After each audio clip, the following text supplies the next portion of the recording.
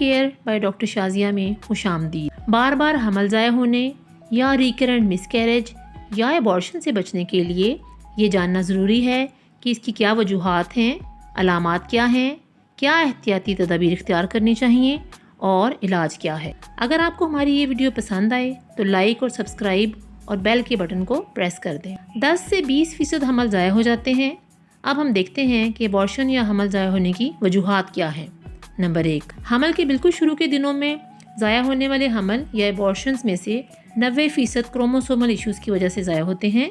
یوں سمجھ لیں کہ چونکہ وہ حمل صحیح بن نہیں رہا ہوتا یا اس کی گروتھ میں مسئلہ ہو سکتا ہے، تو بجائے اس کے کہ کسی بھی مسئلے والا بچہ پیدا ہو، قدرت اسے ضائع کر دیتی ہے اور یہی بہتر ہوتا ہے۔ Number 2، infections. اگر حاملہ خاتون کو حمل کے شروع کے دنوں میں جینیٹل ٹریکٹ کا انفیکشن ہو، جیسے سفلس یا کوئی اور انفیکشن جیسے روبیلا، میزلز یعنی خسرہ وغیرہ، تو یہ بھی ایبارشن کا باعث بن سکتا ہے۔ Number 3، uncontrolled diabetes mellitus. اگر حاملہ خاتون کو ڈائبٹیز یا شوگر کی بیماری ہے اور خون میں شوگر کی مقدار بہت زیادہ آ رہی ہے یعنی کنٹرول میں نہیں ہے، تو ایک تو جسم میں انفیکشنز کا چانس بڑھ جاتا ہے جو حمل ضائع ہونے کا باعث بن سکتا ہے، اور دوسرا فیٹس یعنی پیدا ہونے والے بچے میں پیدائشی نقائص یعنی کنجینیٹل انوملیز ہونے کا چانس بھی بڑھ جاتا ہے۔ نمبر 4، زیادہ بلڈ پریشر والی حاملہ خواتین میں بھی بچوں میں پیدائشی نقائص اور حمل ضائع ہونے کا چانس بڑھ جاتا ہے۔ نمبر 5، ہماری گردن کے آگے والے حصے میں تھائرائیڈ گلینڈ ہوتا ہے۔ اس کے ہارمونز کی زیادتی یا کمی یعنی ہائپر تھائرائیڈزم یا ہائپو تھائرائیڈزم کی وجہ سے بھی حمل ضائع ہو سکتا ہے۔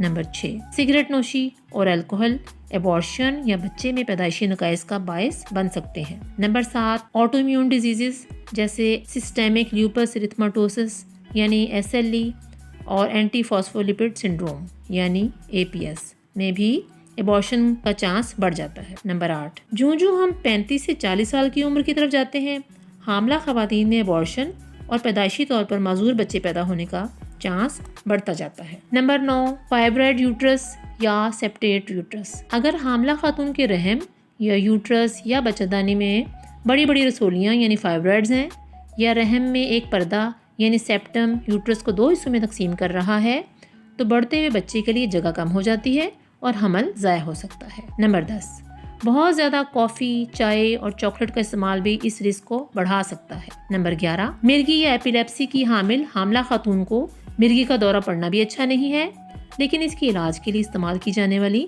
دوائیاں بھی بچے میں پیدائشی مسائل پیدا کر سکتی ہیں۔ Number 12، cervical incompetence. بعض اوقات سروکس یعنی رحم کا منہ نرم یا کمزور ہوتا ہے اور 4، 5 یا 6 ماہ کے فیٹس یعنی بچے کا وزن نہیں اٹھا سکتا، اور پراپر دردوں کے بغیر ہی کچھ ماہ کے فیٹس یعنی بچہ کی ڈلیوری ہو جاتی ہے۔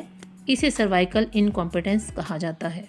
نمبر 13، موٹاپا۔ حاملہ خاتون کا وزن زیادہ ہونا ایبارشن کا باعث بن سکتا ہے۔ حمل ضائع ہونے کی علامات، قسمیں، حمل ضائع ہونے سے بچنے کے طریقے اور علاج جاننے کے لیے آئندہ آنے والا ویڈیو کا دوسرا حصہ یعنی پارٹ 2 ضرور دیکھیں۔